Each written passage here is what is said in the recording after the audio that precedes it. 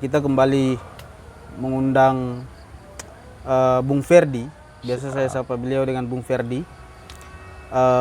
Karena sebelumnya kita sempat membahas masalah Papua ya. Masalah-masalah yang ada di Papua, salah satunya adalah Otsus, ya kan? Otonomi khusus. Nah, saya coba memperkenalkan lagi. Jadi Bung Ferdi ini adalah Ketua Umum SGMP. SGMP itu kepanjangan dari Solidaritas Generasi Muda Papua. Nah, dan pada sore hari ini kita akan membahas hal yang sama mungkin, tetapi lebih mengerucut. Ya? Siap. Tetapi lebih mengerucut. Bagaimana melihat Papua dalam kacamata yang sangat dispesialkan itu ya. Yang sangat dispesialkan. Atau istilah yang tadi Bung Ferdi sempat sampaikan apa? Lexus ya? Lexus. Lex spesialis otonomi khusus. Otonomi khusus ya. Lexus Lex spesialis otonomi khusus. Apa itu sebenarnya? Jadi sebenarnya kalau ada kiasan yang tadi baru saya pikir dengan Mas Wahyu di situ. Jadi akhirnya timbul satu kiasan yang kemewahan Lexus yang tak terlihat. Dalam arti ada keistimewaan dari Lex spesialis otonomi khusus. Namun dari keistimewaan itu tidak dampak sesuatu yang kelihatan ada pembaruan atau kemajuan atau sesuatu yang benar-benar terlihat capaian-capaian yang orang Papua bisa merasakan, dan juga itu konkret, bukan hanya diakui oleh satu dua pihak kelompok, tetapi betul-betul rakyat Papua merasakan dampak dari hak otonomi khusus. Jadi sampai hari ini bukan tidak, tapi belum terlihat. Oke, saya ingat ya bahwa Bung Ferdi itu pernah mengatakan bahwa Otsus Jilid 1 itu gagal. Ya, gagal. Gagal, dan yang saya ingat pada waktu itu adalah karena orang di luar Papua lebih memandang orang Papua dengan materi, duit. Karena kan orang ngasih duit dari pemerintah pusat menggelontorkan dana untuk daerah otonomi khusus Papua, terutama Papua, itu luar biasa banyak di Otsus Jilid 1. Benar. Ya kan? Nah, ini masuk di Otsus Jilid 2. Otsus Jilid 2 sudah berjalan? Sudah berjalan. Pasca Pansus kemarin. Pasca Pansus kemarin. Ya. Pasca panitia khusus yang diisi oleh DPR RI dan DPD dan juga Eksekutif Nasional. DPR RI, DPD RI ya, sebagai senator, kemudian Eksekutif Nasional, Mendagri, Presiden dan kawan. Oke, Eksekutif Nasional itu ada Presiden, Mendagri dan kawan-kawan. Dan jajarannya ya. Nah, yang saya juga ingat Bung Ferdi mengatakan bahwa MRP itu tidak dilibatkan dalam Otsus Jilid 2. Nah, benar. Ya kan? Dalam Pansus dalam kemarin. Pansus ya, dalam per April. Merancang Otsus Jilid 2 ini. Betul. MRP tidak dilibatkan. Benar. Saya enggak tahu kenapa ya. Kenapa MRP tidak dilibatkan itu? Coba kasih bocoran dulu. Jadi sebenarnya saya menjawab pun bukan sebagai representatif dari salah satu pihak, dalam hari ini eksekutif maupun legislatif maupun MRP. Cuman saya coba menangkap apa yang terjadi per April tahun lalu, bahwa di sana ada Eksekutif Nasional. Per April 2021 ya? Waktu Pansus itu kan ada Eksekutif Nasional, Mendagri, kemudian Presiden dan perangkat dalam eksekutif, kemudian di sana juga ada Legislatif Nasional, teman-teman DPR RI, Pak Yan Mandenas, kemudian Pak Komarudin Watubun. Nah, juga ada DPD RI, perwakilan dari rekan-rekan senator. Cuman ada satu pertanyaan besar, bahwa kenapa kawan-kawan MRP ini tidak dilibatkan. Padahal harapan kami, harapan masyarakat Papua, bahwa dalam membahas persiapan realisasi Otsus Jilid 2 ini, yang menjadi hak-hak dasar orang Papua ini, seharusnya kan lembaga ini terlibat. Oke. Itu. Sekarang kan Otsus Jilid 2 itu sudah berjalan kan? Artinya sudah direalisasikan di tanah Papua? Sudah, dalam pengetahuan liar saya sudah, karena ini pun menjadi sesuatu yang gantung. Pasca Pansus ini kan sosialisasi peruntukan Otsus, sosialisasi asas manfaat Otsus yang terang dan jelas ke masyarakat Papua, baik kami yang ada di perantauan maupun saudara-saudara kami yang ada di 2 provinsi di Papua itu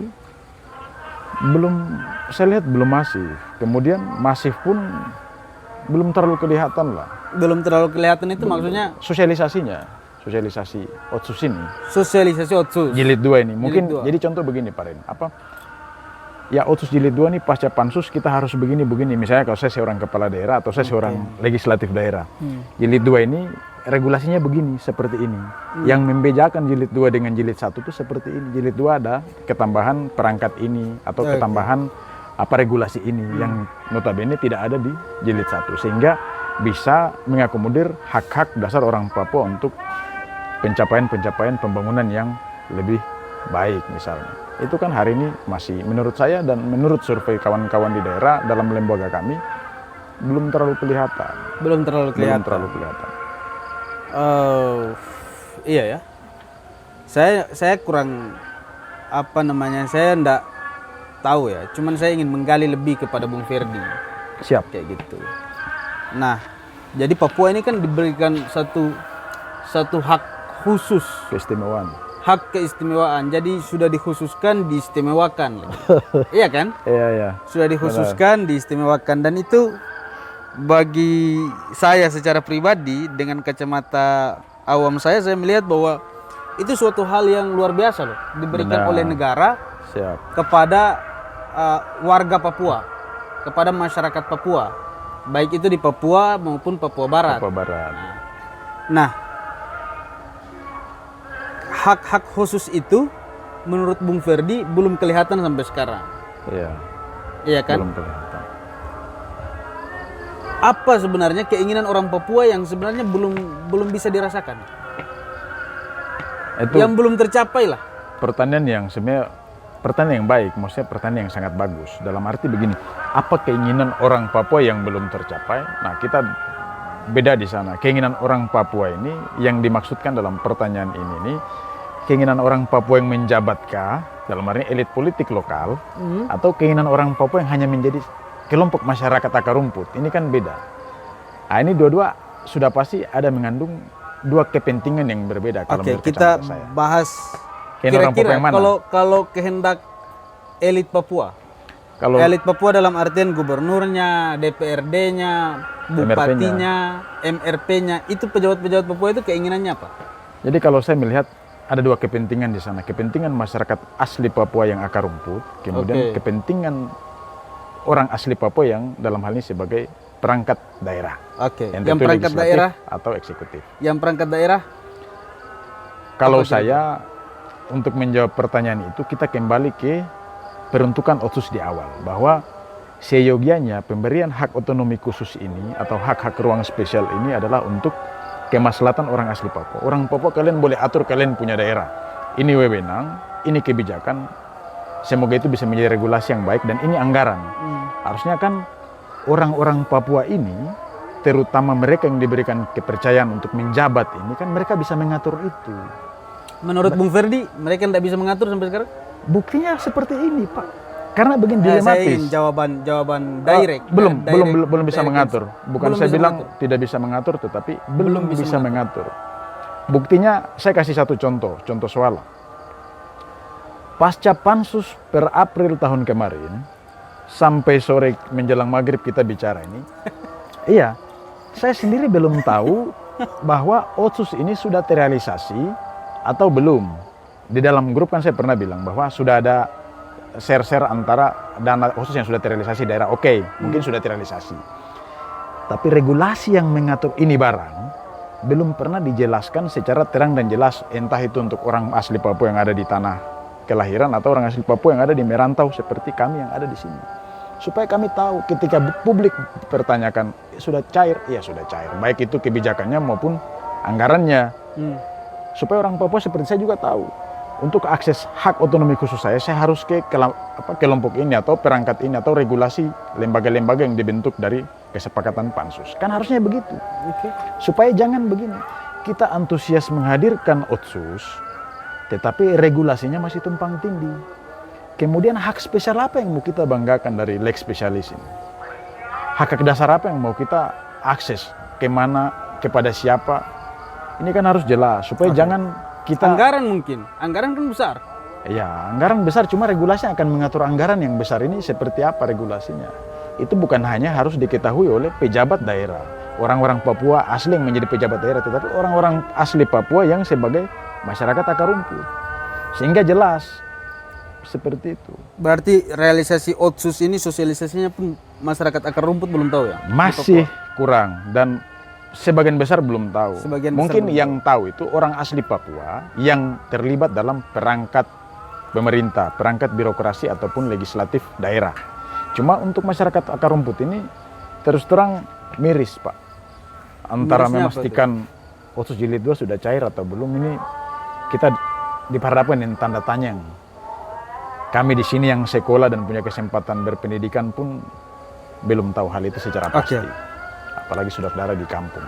Otsus Jilid 2 direalisasikan April kemarin ya? Itu pansusnya. Itu pansusnya. Realnya itu tepatnya itu direalisasikan kapan? Kalau saya baca pasca pansus sekitar bulan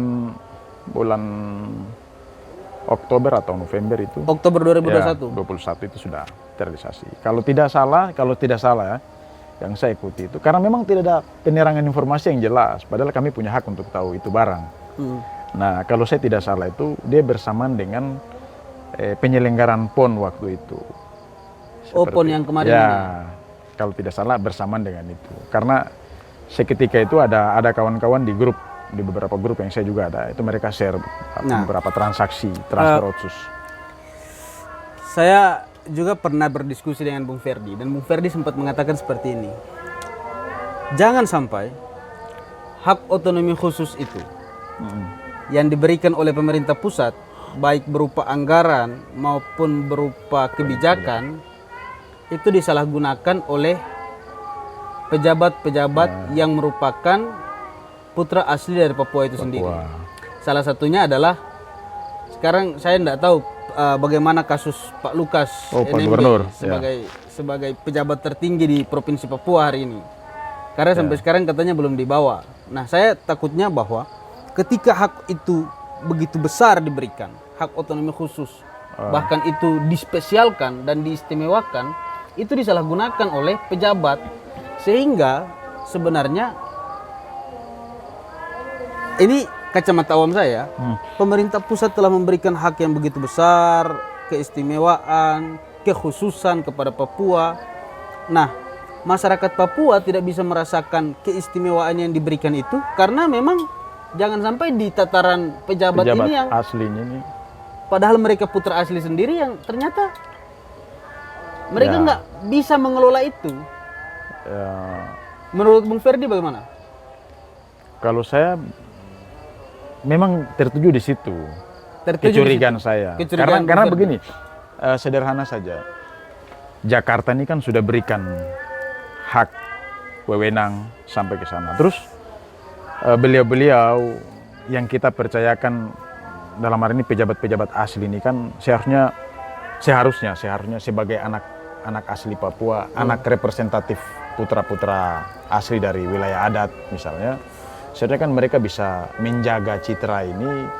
Toh yang mereka layani kan bukan orang lain sebenarnya, tetapi orang Papua sendiri. Tapi saudara-saudara mereka yang notabene sama-sama orang asli Papua. Seharusnya ini kan bisa lebih mengedepankan rasa manusia dan rasa tanggung jawab yang pas dan yang penuh dan totalitas, sehingga betul-betul kacamata orang lain di luar Papua bahwa oh betul, mereka sebagai anak asli menjaga mereka citra, wibawa, martabat, dan mereka bisa melayani mereka punya saudara-saudara yang sesama Papua dengan baik. Sampai sekarang belum terjadi itu.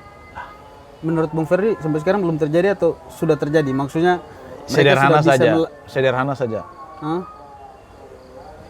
Paguyuban di Malang Raya ini. Paguyuban Papua. Ya. Kita boleh cek lah. Yang Otsus yang begitu mewah, Otsus yang begitu spesial, yang begitu diistimewakan itu, toh mahasiswa dari Orda yang punya asrama permanen di Malang ini, hanya 2 paguyuban, Pak. Apa saja? Paguyuban Tambrau dari Kabupaten Tambrau dengan paguyuban Manokwari dari Kabupaten Manokwari. Oke, Tambrau dan Manokwari. Bayangkan, padahal dalam ranah otonomi khusus itu ada prioritas pendidikan di sana. Ada prioritas kesehatan di sana. Kita baru bicara sektoral pendidikan saja, ini sudah gagal. Itu di Malang. Baru di Malang.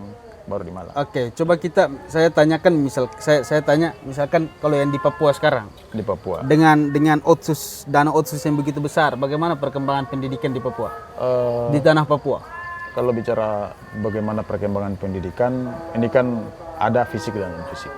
Fisik dan non fisik. Tetapi sampai hari ini pun tidak sedikit juga kondisi sarana prasarana pendidikan di Papua dan Papua Barat, di daerah pelosok dan pesisir itu masih sangat butuh konsentrasi pembangunan yang saya tidak bilang mewah, tapi yang memadai lah, maksudnya yang masuk akal lah.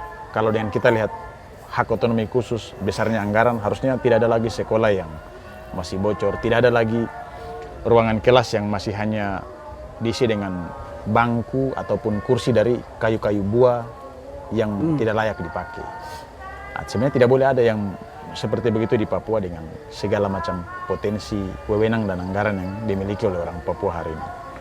Tetapi kalau kita tanya kembali ke pemerintah, apakah mereka ini orang lain? Dalam arti orang lain ini, apakah mereka ini orang Amber semua atau non Papua semua? Kan tidak juga.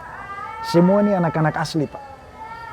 Pejabat, gubernur, DPR tingkat provinsi maupun tingkat kabupaten kota ini kan anak-anak asli semua sebenarnya mayoritasnya. Tapi ya itulah kenyataannya yang terjadi. Nah ini yang menjadi persoalan hari ini. Seharusnya kan kalau memang mereka itu bukan orang asli, mungkinlah bentuk hati mereka ini mungkin tidak terlalu peduli terhadap kami orang asli Papua Samar. Tapi ini kan mereka orang asli, mereka juga anak adat yang tahu adat juga. Seharusnya kan bentuk pelayanannya kan lebih memanusiakan manusia seperti kami yang Berarti sampai sekarang itu belum terjadi di Papua ya? Padahal dana otsus besar. Oh besar. Berarti yang harus dituntut ini Jakarta, dalam hal ini pemerintah pusat atau pejabat daerah? Kira-kira kalau menurut Bung Ferdi? Kalau saya, karena pernah ada istilah juga bahwa Jakarta sudah kasih semua. Iya. Jakarta sudah kasih semua, terus ada di daerah dan daerah bisa bikin apa, maksudnya bisa buat apa dengan kewenangan dan anggaran. Jadi saya kira harus ada duduk lagi dan harus saling menerima, jangan saling tuding, saling menyalahkan, tapi harus saling menerima dan mengakui kesalahan antara Jakarta dan daerah. Sehingga kita bisa lihat letak persoalan ini, apakah memang benar semua wewenang otoritas otsus ini sudah ada di daerah dan memang disalahgunakan oleh oknum-oknum yang dipercayakan, yaitu anak-anak asli yang menjabat, atau memang itu hanya sebuah narasi atau di atas kertas saja, tetapi sebenarnya masih ditahan oleh Jakarta, masih ada intervensi oleh pemerintah pusat, masih ada intervensi oleh oknum-oknum politik nasional. Nah ini harus kita duduk sama-sama, representatif wadah untuk duduk bersama-sama ini, forumnya harus ada keterwakilan dari eksekutif nasional, legislatif nasional, MRP, DPD RI, kemudian masyarakat akar rumput, DAP, dan juga perwakilan-perwakilan dari representatif 7 wilayah adat. Sehingga orang di sana bisa tahu dan bisa menyuarakan langsung mereka punya hak. Itu pun kalau negara dan pemerintah peduli terhadap pembinaan dan perbaikan otsus di tanah Papua. Karena begini Pak Ren, mohon maaf saja, kita tidak bisa, pasca pansus ini saya lihat pemerintah pusat maupun perangkat pemerintah pusat yang ada di daerah, dalam hal ini pemerintah daerah, kita gaungkan otsus, bahwa otsus harus terrealisasi karena baik untuk begini orang Papua punya kemajuan, pembangunan Papua yang merata dan lain-lain. Tetapi kita tidak bisa berkaca bahwa proses pembentukan ini unprosedural, tidak sehat Pak. Apa yang tidak sehat?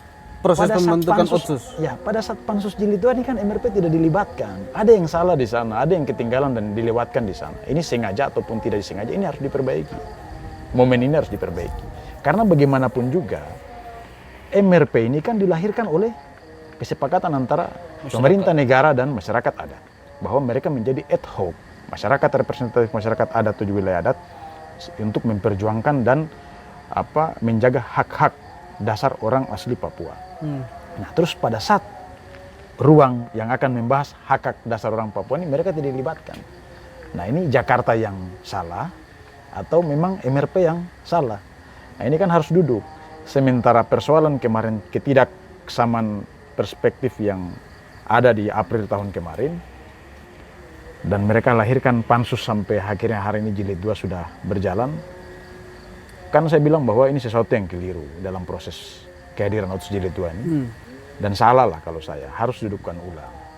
Bagaimana kita nyaman, bagaimana kita antusias menggaungkan sesuatu untuk tetap terrealisasi sementara prosesnya ini unprosedural. Dan itu bukan sekedar saya emosi untuk bilang harus ulang karena MRP tidak, bukan, ini tertera di undang-undang Pak. Yang sama-sama waktu itu kita sepakat bahwa MRP merupakan lembaga yang diakui, diberikan kewenangan untuk terlibat di saat-saat seperti itu, pansus. Dan itu negara mengakui, pemerintah juga terlibat dalam kesepakatan itu. Terus kemudian pemerintah sendiri melanggar, menyelewengkan, mencederai undang-undang yang sudah kita sepakati bersama. Oke, itu pemerintah pusat. Iya. Dalam pembentukan pansus Pansus kemarin. Otsus Jilid 2. Iya. Kesalahan pemerintah Pusat. Menurut Bung Ferdi. Iya. Kesalahan pejabat daerah apa kira-kira? Kesalahan pejabat daerah ada pada, kalau saya lihat ada saling memanfaatkan. Saling Ya, memanfaatkan. karena begitu otsus ini tidak jelas, ya, ketidakjelasan regulasi yang mengatur, ya kan? Nah, ini kan otomatis pejabat daerah mereka ada di sana. Andai kata kalau saya pejabat daerah, gubernur misalnya, saya bisa konsolidir, saya bisa galang masa, kepala-kepala daerah semua saya panggil, kita hadir ke Jakarta, kita serahkan otsus, kita bilang kembalikan otsus baik anggaran maupun wewenang dan kita duduk ulang kalau saya. Karena ini tidak sesuai prosedural, dan ini kita menyelewengkan undang-undang yang sudah kita sepakati bersama, yaitu Undang-Undang Otsus nomor 21 tahun 2001. Karena MRP tidak dilibatkan. Undang-Undang nomor 21 tahun 2001. Ya, bahwa Otsus itu adalah diberikan kewenangan terhadap orang Papua untuk mengatur mereka punya daerah dengan anggaran yang sudah diberikan dari Jakarta. Tetapi pada saat pansus ini kan sudah keliru. MRP kenapa tidak dilibatkan? Nah, kesalahan pemerintah daerah dan juga eksekutif daerah, legislatif daerah, kenapa mereka nyaman dengan nuansa yang sudah keliru dan salah ini? Apakah mau terima uangnya saja terus kita diam-diam saja? Iya. Bukan, ya mungkin ya. Loh iya kan? Ya, Asumsi saya sudah tidak di tahu, situ. saya tidak tahu. Itu Maksudnya, asumsi. Fokus saya sudah di sana. Oke, itu sah. Iya. Sebagai anak asli Papua itu sah untuk menduga itu, mengasumsikan itu. Tetapi jangan sampai pikiran saya begini ya. Jangan sampai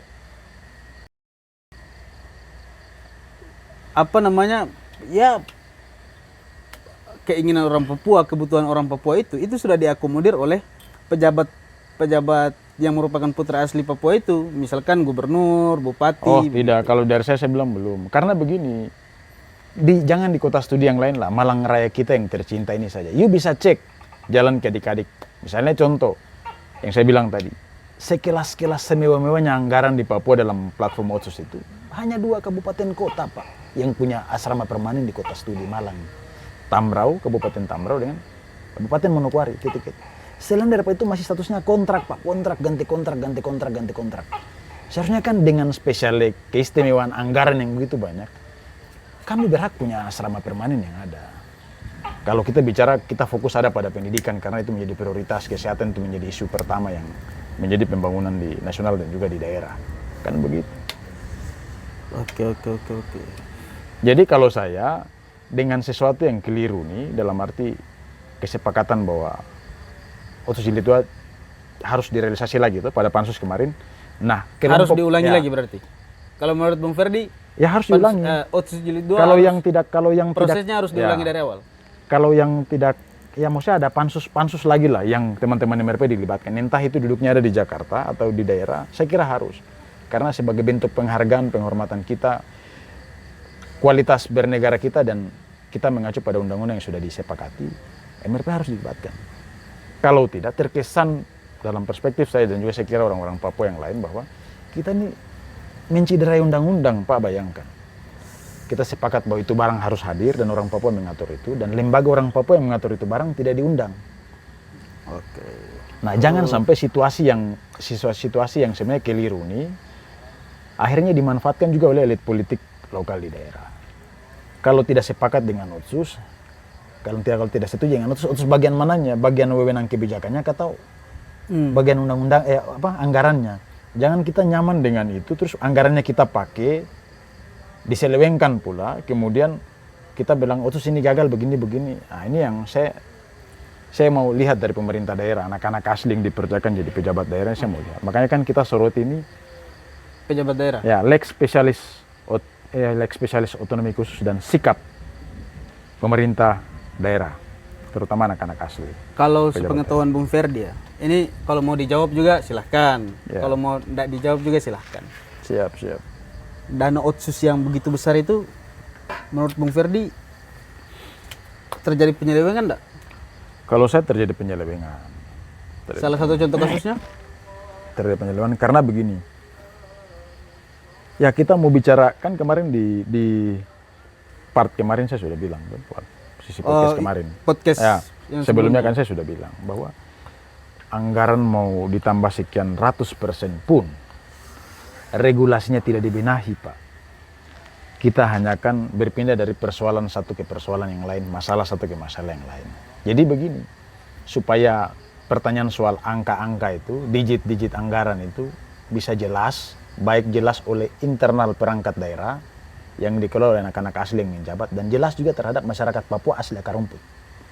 Itu kan regulasi yang mengatur, oh kalian punya anggaran otsus tahun ini sekian rupiah, dan kalian boleh akses dengan cara ini, persyaratannya ini. Silakan, itu kalian punya hak. Kan begitu, supaya you tanya saya dari Wondama, saya punya hak otsus dalam porsi anggaran itu sekian persen, dan saya bisa akses itu ke lembaga ini misalnya. Dan saya punya hak setiap bulan atau setiap tahun dalam tahun realisasi itu sekian persen. Sampai hari ini kan tidak ada satupun daerah yang menerapkan atau punya regulasi atau punya format seperti itu. Padahal wewenang kan ada di mereka semua. Berarti itu kesalahannya pemerintah daerah. Terutama anak-anak asli yang dipercayakan menjadi pejabat-pejabat daerah baik di eksekutif maupun legislatif. Karena jangan serta-merta kita lempar bola ini ke Jakarta, seakan-akan kesalahan semua di Jakarta. Ternyata memang semua sudah ada di daerah. Sudah dikasih begitu banyak uang, wewenang, kebijakan. Tetapi mereka gunakan untuk apa? Maksudnya selama ini mereka gunakan, sudah buat apa saya dengan keistimewaan itu? Itu. Miris, Pak. Bukan miris lagi, kalau ada bahasa atau kata yang di bawah miris itu, maksudnya kasihan atau memprihatinkan, atau ada kata lagi yang lebih rendah di bawah itu, posisi orang Papua di situ. Cuman terlepas dari itu, saya kira masih adalah sekian persen intervensi pemerintah pusat terhadap kebijakan dan wewenang di daerah. Cuman ini kan tergantung dari beliau-beliau di daerah, pemimpin-pemimpin anak asli. Kalau memang kalian merasa bahwa ada intervensi Jakarta, kalian kembalikan. Pejabat-pejabat yang duduk di eksekutif, terutama gubernur, bupati, jangan kalian duduk diam baru terima uang, baru pun salahkan Jakarta. Kembalikan uang dan wewenang semua kami kembalikan, kita duduk ulang, MRP dilibatkan, kita bicara baik. Kalau mau berikan wewenang semua penuh ke orang asli Papua untuk mengatur, baik di eksekutif maupun legislatif. Jangan nyaman dengan situasi yang keliru, Pansus Jilid 2 ini yang MRP tidak. Terus tenang-tenang di situ, senyap-senyap pakai anggaran, terus kemudian bikin rame di Papua dan juga lemparkan kesalahan semua di Jakarta. Seperti itu. Jakarta dalam hal ini adalah pemerintah pusat. Itu. Seperti itu. Supaya kita bisa lihat letak persoalan ini, kira-kira kesalahannya di mana. Pasti ada, kalau saya sih ada di dua pihak sama-sama, pemerintah daerah maupun pemerintah pusat. Cuman dominan kalau menurut pembacaan saya ada pada pemerintah daerah. Oke, dominan kesalahan terkait dengan pembangunan Papua dalam platform otsus. Dalam platform otonomi khusus berada pada pemerintah daerah. Papua dan Papua Barat. Barat. Itu pembacaan saya, dan saya kira teman-teman muda Papua, teman-teman intelektual muda asli Papua hari ini yang punya daya berpikir yang baik, yang punya cara pandang yang berbeda, saya kira mereka juga pasti menyoroti itu. Iya, karena kan saya membaca berita memang pasca kemarin kasus Gubernur Papua Pak Lukas NMB itu, saya sempat terpikir dalam benak saya, walaupun saya bukan orang asli Papua ya, saya sempat terpikir begini, wah ini kan pemerintah pusat sudah kasih anggaran luar biasa besar, wewenang yang luar biasa besar. Ketakutan saya adalah, walaupun saya bukan orang asli Papua sekali lagi ya, ketakutan saya adalah jangan sampai wewenang yang diberikan itu begitu besar, plus anggaran yang begitu besar itu tidak mampu dikelola dengan baik. Nah, salah satu kacamata awam saya melihat salah satunya adalah bagaimana kasus yang terjadi hari ini di Papua. Ya kan, kasus korupsi Pak Lukas NMB yang sekarang masih belum ada kelanjutan karena beliau belum diperiksa. Kayak gitu. Masih sakit katanya. Nah, di satu sisi juga menimbulkan konflik horizontal di bawah antara sesama masyarakat. Orang Seperti Papua dan orang Papua. Orang Maksudnya antara orang Papua yang sudah memahami bahwa Pak Gubernur melakukan kesalahan atau terduga melakukan kesalahan. Berarti mereka berharap untuk beliau bisa memenuhi panggilan lembaga. Nah, saya takutnya itu di situ nanti ada chaos. Iya, kayak gitu. Karena ini wewenang sudah besar. Pemerintah pusat sudah berikan kewenangan yang begitu besar, sudah memberikan anggaran yang begitu besar, sudah dispesialkan, sudah diistimewakan. Kan seperti itu. Nah, ditambah lagi ternyata konflik horizontal di bawah itu muncul lagi. Di satu sisi Papua juga konflik dengan gerakan separatis pun belum selesai, kan begitu. Nah, ketakutan saya itu di situ. Ya, apa ya? Kita berharap bahwa tanah Papua itu bisa hidup dengan damai. Sebagaimana ada satu ungkapan yang begitu luar biasa ya, bahwa tanah Papua itu adalah anugerah Tuhan yang diturunkan dari surga ke bumi kita Indonesia ini ada di tanah Papua. Keindahan alam, sumber daya alamnya, surganya Indonesia itu ada di tanah Papua. Baik dari pariwisatanya, baik dari sumber daya alamnya. Tetapi sayangnya tidak diimbangi dengan kinerja-kinerja oleh anak asli Papua yang menjabat sebagai pejabat Papua hari ini. Benar. Seperti itu. Ya, itulah. Papua dan dinamikanya. Papua dan dinamikanya ya. Artinya kita berharap agar supaya Papua bisa hidup damai. Bisa membangun baik dari infrastruktur maupun suprastruktur. Betul. Ya, sampai sekarang kan saya lihat pemerintah pusat pun tetap memberikan perhatian khusus ke Papua ya. Contohnya jalan yang dibangun kayak gitu. Trans Papua dan Papua Barat itu kan merupakan satu perhatian khusus, di samping memang anggaran yang begitu besar yang ini kamu kelola deh anggaran ini kayak gitu. Kewenangan ada di kamu ini kayak gitu. Jadi ini di bagian itu makanya kan saya bilang bahwa harus duduk ulang kalau saya. Misalnya kalau saya punya wewenang dan punya kapasitas untuk ke sana, harus duduk ulang sehingga kita bisa lihat letak persoalan secara mendasar yang acuannya ada pada undang-undang. Karena dalam proses negara berbangsa ini kan acuan kita ada pada undang-undang sehingga tidak ada kesewenang-wenangan baik pejabat pemerintah negara ataupun masyarakat. Nah, duduk ulang ini kan otomatis yang mau kita perbaiki dari kesalahan pansus adalah kelibatan atau keterlibatan teman-teman MRP. Mereka harus duduk baru kita bicara supaya pengakuan terhadap wewenang daerah ini ada di mana dan sampai di mana, dan kita kasih lagi di jilid 2 ini berapa persen. Kalau memang 100% seperti jilid 1, kita sama-sama pantau. Terus ada inisiatif dari pemerintah pusat dengan kesepakatan daerah bahwa ada lembaga untuk pengontrol yang hari ini BKP 3 itu, yang Pak Wapres ketua. Oke lah, di jilid 2 hari ini ada BKP 3. Karena mungkin di jilid 1 ada bahasa dari pejabat Papua begini, beberapa lah, tidak semua. Jakarta kasih uang, Jakarta kasih wewenang, tapi tidak ikut memonitor dan kontrol. Nah, ini berarti kalau saya menilai orang-orang yang mengeluarkan statement ini berarti orang-orang yang tidak memahami hak otonomi khusus. Bilang Jakarta masih harus ikut kontrol dan awasi. Bagaimana ceritanya? Istimewanya Otsus itu kalian diberikan wewenang untuk mengatur. Jangan lagi minta dan pertanyakan itu ke Jakarta. Kalian atur, kalian punya daerah. Mau cara regulasinya bagaimana, sampai pada realisasi, sampai pada evaluasi dan auditing. Kalian atur. Karena kenapa? Kalau pertanyakan itu lagi ke Jakarta, dalam hal ini pemerintah pusat, nanti menyalahi undang-undang lagi. Nanti ada bahasa pembenaran diri lagi bahwa kenapa Jakarta mau ikut intervensi orang Papua. Ya iya, itu kan dilemanya juga saya mikirnya. Karena di satu sisi kalau tidak ada kontrol, nantinya ya kesewenang-wenangan itu dilakukan oleh pejabat Papua kalau tidak ada kontrol eksternal, misalkan dalam hal ini pemerintah pusat. Iya kan?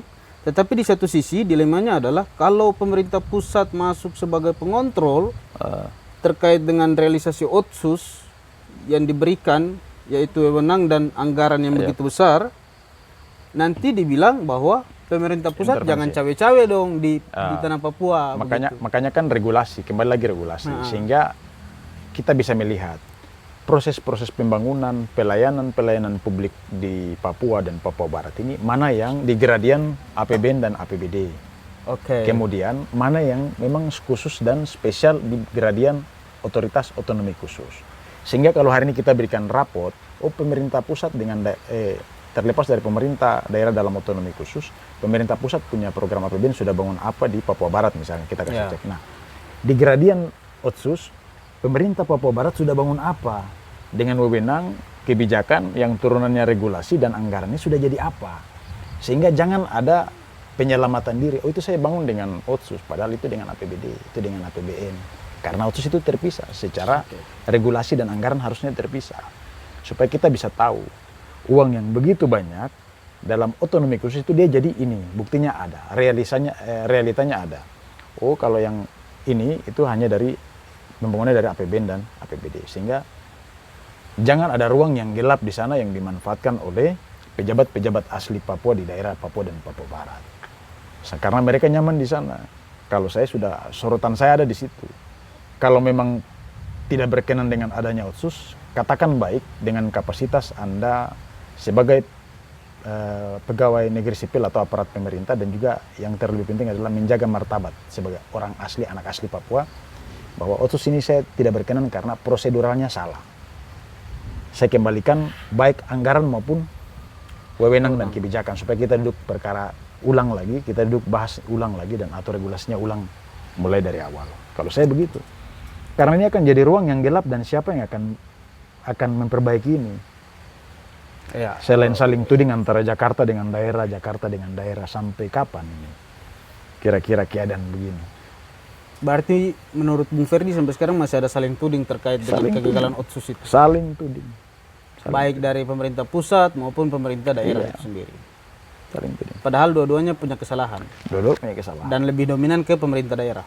Ya, kalau saya, kacamata saya lebih dominan ke pemerintah daerah. Oke. Prinsipal lah, kalau saya kira anak-anak Papua itu punya emosional yang di atas rata-rata. Saya kira kalau memang marah dan tidak suka dengan hal yang kita anggap bahwa tidak membawa dampak positif, kembalikan ke Jakarta. Tapi harus dengan, maksudnya betul-betul punya apa? Jangan tolak begini, maksudnya tolak begini. Bilang, saya tidak setuju dengan Otsus, tapi tangan untuk terima anggaran masih pakai. Iya. Jangan selesai di bawah meja lah ya. Dalam kalau kita tidak suka, kalau saya, ya kembalikan ke Jakarta. Kita duduk ulang. Oke. Supaya kita bisa lihat letak persoalan. Iya, itu. Karena begini, dalam kacamata saya, terlepas saya sebagai anak asli Papua dan juga saya sebagai warga negara Indonesia dan generasi muda bangsa ini, saya lihat kita tidak jujur dan tidak dewasa dalam bernegara. Kenapa saya bilang bahwa jelas-jelas penyelenggaraan pansus kemarin tuh mencederai undang-undang pertama. Karena hak yang seharusnya itu MRP berhak untuk hadir, terlibat dan memutuskan, mereka tidak dilibatkan. Itu pertama, kita mencederai undang-undang yang sudah kita sepakati. Kemudian ini barang dipaksakan untuk harus tetap jalan. Oke lah, kita sepakat. Tapi perangkat pemerintah di daerah ini juga tidak cermat, tidak cerdas dalam bagaimana regulasi dan bagaimana cara sosialisasi ini. Ya. Serta mengelola wewenang dan sehingga anggaran itu. Baku tarik, kita saling tuding. Habislah 10 tahun pertama baru tiba pada evaluasi. Oke. Terus nanti saling menyalahkan. Iya. Nah, ini kan kita tidak selesai dalam cara bicara ini, berproses bernegara dan berbangsa ini. Oke, jadi itu ya. Berarti kita harus, kalau menurut Bung Ferdi, Otsus jilid 2 harus duduk bersama lagi. Harus duduk bersama. Diskusi lagi. Supaya tidak terjadi hal-hal yang dan seperti hari ini. Oke. Ya, itu tadi podcast ya, diskusi lah. Terlebih diskusi antara saya dengan Ketua Umum SGMP, Solidaritas Generasi Muda Papua, Ketua Umum Pusat. Ya, kita berharap sekali lagi bahwa ini bisa didengar baik oleh pejabat daerah yang merupakan anak asli Papua yang dipercayakan. Masyarakat Papua, bisa didengar oleh masyarakat Papua juga, dan bisa didengar oleh pemerintah pusat. Karena ternyata masih banyak lubang yang harus ditambal dan harus diperbaiki secara bersama-sama. Masih sangat banyak. Gitu. Mungkin itu teman-teman sekalian, diskusi kita pada sore hari ini menjelang malam ya. Sudah malam ternyata ini. Sudah selesai waktu. Tadi sudah selesai azan maghrib. Jadi mungkin itu saja. Silahkan teman-teman kalau ingin memberikan komentar, silahkan memberikan komentar di kolom komentar, dan kita bisa berdiskusi di kolom komentar. Mungkin begitu ya, Bung Ferdi ya. Kayak gitu. Saya akhiri. Selamat malam. Selamat Assalamualaikum warahmatullahi wabarakatuh. Waalaikumsalam.